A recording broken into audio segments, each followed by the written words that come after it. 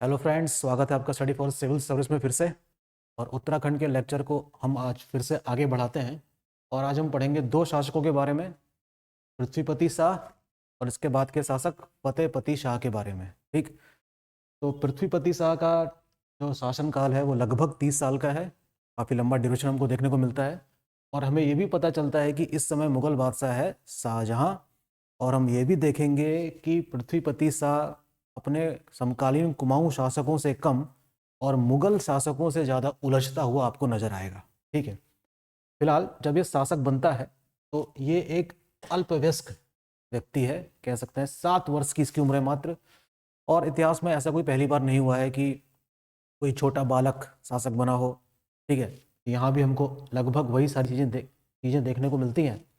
तो पृथ्वीपति शाह की उम्र मात्र 7 वर्ष की है और इसकी जो संरक्षिका हैं वो है इनकी माता माता कर्णावती। ठीक, तो कुछ समय तक हम देख सकते हैं कि प्रशासन और शासन की बागडोर इनकी माता के हाथ में थी, लेकिन कुछ समय के उपरांत सत्ता की बागडोर स्वयं पृथ्वीपति शाह अपने हाथों में ले लेता है। तो 1640 में पृथ्वीपति शाह ने सत्ता की बागडोर पूरी तरीके से अपने हाथों में ले ली थी।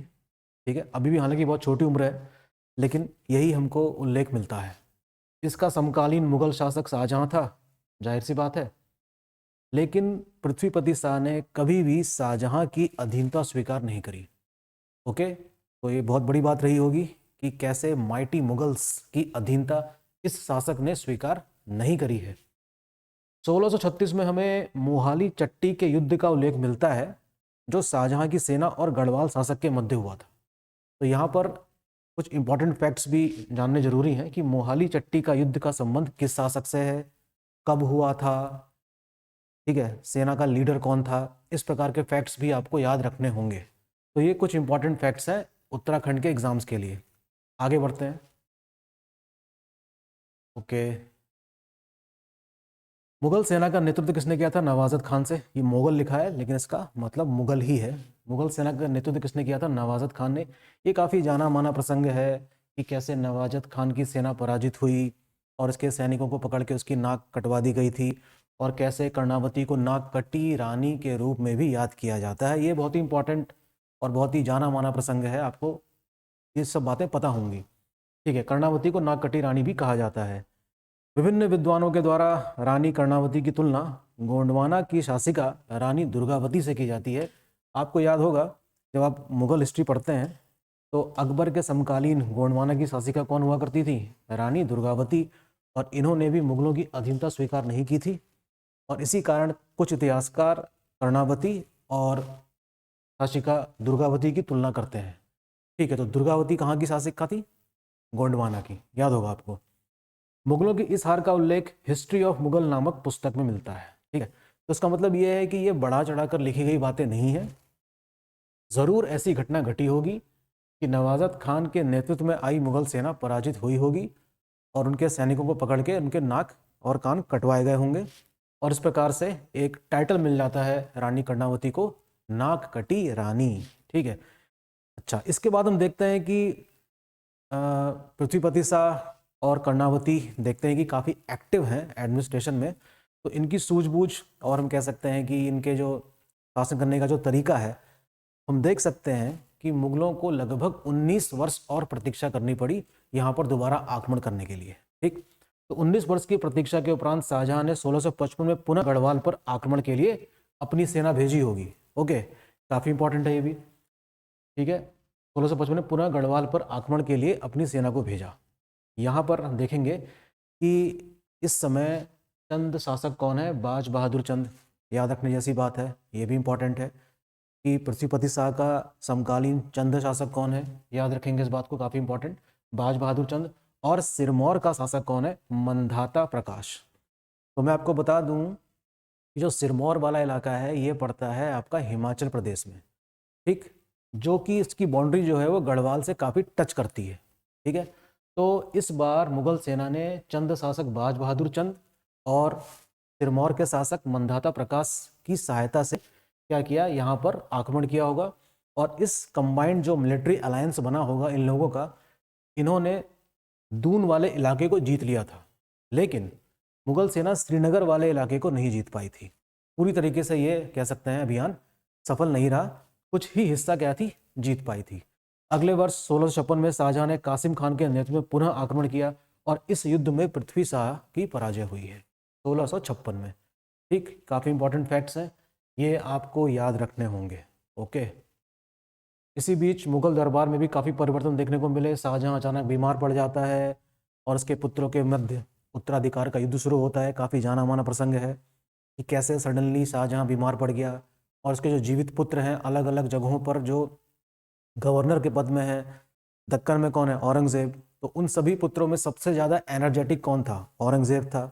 और किस प्रकार से उत्तराधिकार के युद्ध में औरंगजेब ने अपने भाइयों को पराजित करके, खासतौर पे दारा शिकोह को पराजित करके सत्ता प्राप्त की थी। ये हम पढ़ते हैं किसमें, मुगल अंपायर वाले पीरियड में, जिसमें औरंगजेब की विजय हुई थी। तो जाहिर सी बात है कि हम देख सकते हैं कि वहाँ भी काफ़ी परिवर्तन हो रहे थे और यहाँ भी अब समय खत्म हो रहा है किसका, पृथ्वीपति शाह का। उत्तराधिकार के युद्ध के दौरान दारा शिकोह, नाम आता है याद आपको, दारा शिकोह जो कि शाहजहां का ज्येष्ठ पुत्र है। दारा शिकोह ठीक के पुत्र सुलेमान शिकोह ने गढ़वाल शासक पृथ्वीपति शाह के पास शरण ली थी। अब जाहिर सी बात है कि जो शासक अपने दुश्मन को, उसके दुश्मन को संरक्षण दे तो वो तो उसका भी दुश्मन हो जाएगा ना। तो हम कह सकते हैं कि औरंगजेब जो है ये पृथ्वीपति शाह के समय में कह सकते हैं कि इनके संबंध मुगलों से अच्छे नहीं रह गए थे। वैसे भी औरंगजेब के विश्वास पात्र सेनानायक जय सिंह का नाम कौन नहीं जानता, सभी जानते हैं। जय सिंह को कई जगह भेजा गया था औरंगजेब ने, शिवाजी से निपटने के लिए 1665 में भेजा था, याद होगा आपको। अपनी कूटनीति से पृथ्वीपति शाह के मंत्री को लालच दिया और सुलेमान शिकोह को विष देकर मारने का प्रयास किया।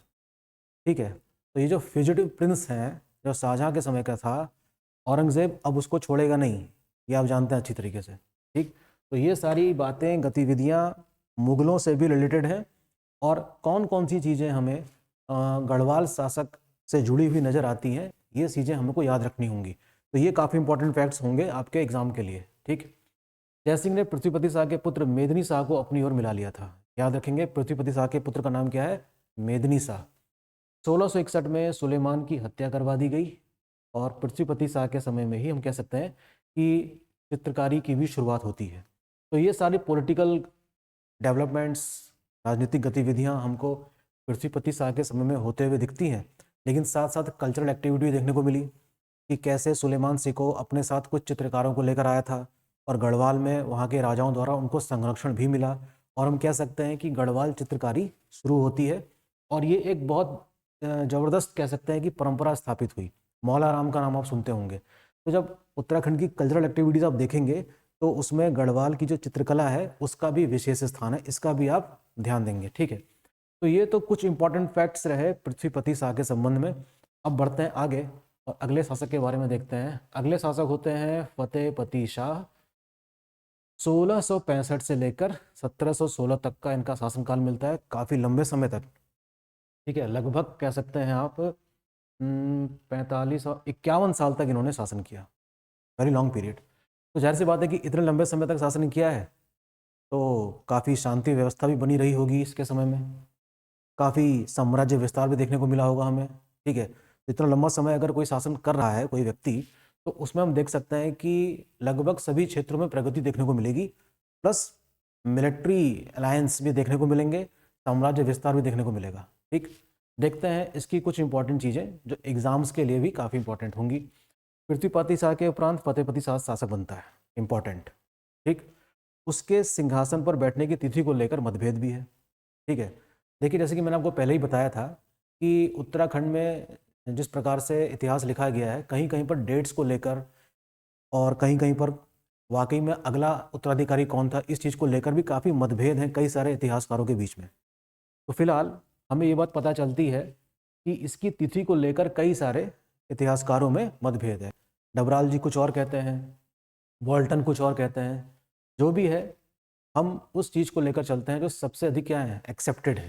ठीक, फतेहपति शाह ने लंबे समय तक गढ़वाल में शासन किया और साम्राज्य विस्तार किया, ये इंपॉर्टेंट बात है। इसके समय में हम देखेंगे सर्वाधिक, ये सर्वाधिका नहीं है, सर्वाधिक साम्राज्य विस्तार हमको देखने को मिलता है। ठीक, इसका समकालीन सिरमौर का शासक कौन था, मेदिनी प्रकाश। इससे पहले हमने मंधाता प्रकाश देखा था, इस समय सिरमौर का शासक कौन है? मेदिनी प्रकाश। तो कुछ चीज़ें इसमें अलग से हमें देखने को मिलती हैं, और वो ये कि इनके जो समकालीन गुरु हैं वो हैं गुरु गोविंद सिंह। नाम पता होगा, सिख गुरु गुरु गोविंद सिंह से काफ़ी अच्छे संबंध थे। गुरु गोविंद सिंह, देखिए हमको पता चलता है बाद में आगे चल के कि कैसे फतेहपति शाह और गुरु गोविंद सिंह के बीच क्या है, संबंध खराब भी होते हैं। लेकिन क्योंकि फतेहपति शाह अपनी साम्राज्य विस्तार नीति के लिए जाना जाता था, तो गुरु गोविंद सिंह के कहने पर फतेहपति शाह ने सिरमौर वाले क्षेत्र में साम्राज्य विस्तार नहीं किया, कुछ समय तक तो नहीं किया। बाद में हम देखेंगे कि कैसे इनके बीच में संबंध अच्छे नहीं रह जाते हैं। गुरु गोविंद सिंह के कहने पर सिरमौर के राजा पर आक्रमण नहीं किया फतेहपति शाह ने, परंतु कालांतर में हम देखते हैं कि फतेहपति शाह और गुरु गोविंद सिंह के बीच में संबंध अच्छे नहीं रह गए थे। ठीक, जिसके कारण गुरु गोविंद और फतेहपति शाह के बीच भेंगड़ी का युद्ध होता है। देखिए भेंगड़ी का युद्ध किसके बीच में हुआ था, आप याद रखेंगे। ठीक है, भंगेड़ी या भेंगड़ी युद्ध भी कहते हैं इसको। ठीक, वेरी इंपॉर्टेंट। और इस युद्ध का उल्लेख गुरु गोविंद सिंह ने अपनी पुस्तक विचित्र नाटक में किया है। ठीक है, इंडियन हिस्ट्री पढ़ते समय भी आपको यह फैक्ट पता होगा कि विचित्र नाटक नाम की पुस्तक किस सिख गुरु की है, और उनका नाम है गुरु गोविंद सिंह। ठीक है, फतेहपति शाह ने सिरमौर के कुछ हिस्से को गढ़वाल राज्य में शामिल कर लिया था। ठीक है, ये बात की बातें हैं, काफ़ी इंपॉर्टेंट फैक्ट्स हैं। ओके, याद रखने जैसे, एग्जाम में कई बार आते भी हैं। फतेह शाह या फतेहपति शाह पवार वंश का शक्तिशाली शासक था, जिसकी वीरता से आसपास के शासक भी आशंकित रहते थे। हमें कोई जिक्र नहीं मिलता कि चंद शासकों ने यहाँ पर कोई आक्रमण कर दिया हो इसके समय में। फतेहपति शाह एक विजेता ही नहीं था, बल्कि विद्वानों को संरक्षण भी प्रदान करने वाला क्या था, शासक था। इसीलिए इसकी तुलना हम कह सकते हैं कि महान शासकों में होती है। ठीक है, इसके दरबार में अकबर और विक्रमादित्य की भांति नवरत्न भी रहा करते थे। इसके दरबार में देखिए अकबर और विक्रमादित्य की भांति नवरत्न भी रहा करते थे। ठीक है, कुछ नवरत्नों के नाम यहाँ पर लिखे हुए हैं, आप याद रखेंगे।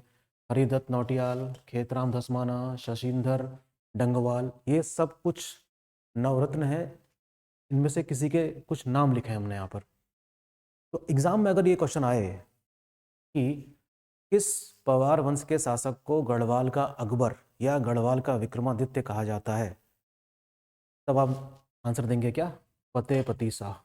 ठीक है, वेरी इंपॉर्टेंट। फतेहपति शाह की तुलना किससे करी गई है, अकबर और उससे पहले के शासक हमारे विक्रमादित्य से भी। ठीक है, याद रखेंगे इस बात को। विक्रमादित्य वही गुप्ता पीरियड वाले, चंद्रगुप्त सेकंड, क्योंकि उनके दरबार में भी नवरत्न रहते थे, इसके दरबार में भी नवरत्न रहते थे, तो इसने भी क्या किया, उसी नीति का अनुसरण किया है, और इसके दरबार में भी क्या रहे हैं, नवरत्न। तो इसका मतलब ये हुआ कि ये कला और संस्कृति को संरक्षण देने वाला भी क्या था, शासक था। इसी कारण हम कह सकते हैं कि ये एक महान शासकों में से एक था। ओके, तो ये काफ़ी इंपॉर्टेंट बातें हैं जो आपको याद रखनी होंगी फतेहपति शाह के संबंध में। ठीक है, कुछ और फैक्ट्स देख लेते हैं फतेहपति शाह के संबंध में। इतिहासकारों में फतेहपति शाह के उत्तराधिकारियों को लेकर भी पर्याप्त मतभेद है, बड़ी इंपॉर्टेंट बात है। इसके सत्तारूढ़ होने पर भी मतभेद है, इसका उत्तराधिकारी कौन होता है इसको लेकर भी मतभेद है, काफ़ी मतभेद नजर आ रहे हैं हमको। अच्छा, एक फैक्ट तो इसको आप ये याद रखेंगे। ठीक, समझ रहे हैं बात को, इंपॉर्टेंट है मतलब। भक्त दर्शन और वॉल्टन के अनुसार फतेहपति शाह का जो उत्तराधिकारी था वो था दिलीप शाह। तो ये भी एग्जाम में क्वेश्चन आ सकता है कि who consider Dilip Shah as the immediate successor of Fatehpati Shah, तो आप नाम देंगे भक्त दर्शन और वॉल्टन का। ठीक, काफी इंपॉर्टेंट बात है। वही मौलाराम जो चित्रकार हैं वो कहते हैं, मौलाराम के अनुसार उपेंद्र शाह फतेहपति शाह का क्या था, समकालीन था, सॉरी उत्तराधिकारी था। ठीक है, उपेंद्र शाह का नाम मिलता है, लेकिन इसने सिर्फ 1 वर्ष तक ही शासन किया, ये बात बता रहे हैं मौलाराम, जो कि जाने माने चित्रकार हैं। गढ़वाली शैली की शुरुआत इन्हीं के समय से हुई है। ठीक, काफ़ी इंपॉर्टेंट है। कल्चरल एक्टिविटीज़ में आप इसको देखेंगे कि किस प्रकार से गढ़वाल चित्रकारी लगभग उसी समकक्ष में रखी जा सकती है जैसे कि जहांगीर के समय की चित्रकला को रखा जाता है। Very important. एक और फैक्ट जानने जैसा है वो है कि फतेहपति जो है वो नाथ पंथ का अनुयायी था। नाथ पंथ का संबंध किस चीज़ से है, शैव धर्म से है। एग्जाम में क्वेश्चंस आया भी है कई बार कि उत्तराखंड में सर्वाधिक प्रभाव किस पंथ का देखने को मिलता है, तो उसका जवाब है नाथ पंथ अर्थात शैव धर्म का। हमें एक नाम और मिलता है बालकनाथ का, जो कि एक नाथ पंथ के संत हैं और यही उनके क्या थे, गुरु मान सकते हैं, या कह सकते हैं कि सर्वाधिक प्रभावित था फतेहपति शाह बालकनाथ से। ठीक है। फतेहपति शाह का शासनकाल वैभव और शांति के काल के नाम से भी जाना जाता है, ऐसा हमें इतिहासकार बताते हैं। ठीक। तो फैक्ट से मतलब ये जो हमने डिस्कस किया आपसे, इसमें फैक्चुअल चीज़ें ज़्यादा हैं। ठीक है। और यही एग्जाम में, प्री वाले एग्जाम में ये फैक्ट्स आते भी हैं। तो कुछ इतिहासकार हमको बताते हैं कि इसका शासनकाल इतना शांति प्रिय था कि लोग अपने घर में ताला वाला नहीं लगाते थे, बंद नहीं करते थे, कि मतलब चोर चोरी भी नहीं करता था। कुछ इस प्रकार की बातें हमको इसके समय के बारे में पता चलती हैं। ठीक है। तो अगले शासक का नाम हम देखेंगे इसके बाद कि कौन शासन करता है, और वो भी लंबे समय तक शासन करता है। अब जो भी शासक हमको देखने को मिल रहे हैं गढ़वाल में, वो लंबे समय तक शासन करते हैं। लंबे समय तक शासन करने का मतलब ये है कि लंबे समय तक शांति व्यवस्था बना के रख रहे होंगे। इसका मतलब ये हुआ कि बहुत ही योग्य शासक रहे होंगे। ठीक है। तो आज के लेक्चर में इतना ही समझिए चीज़ों को, और अगले लेक्चर का वेट कीजिए। थैंक यू, मिलते हैं जल्दी ही।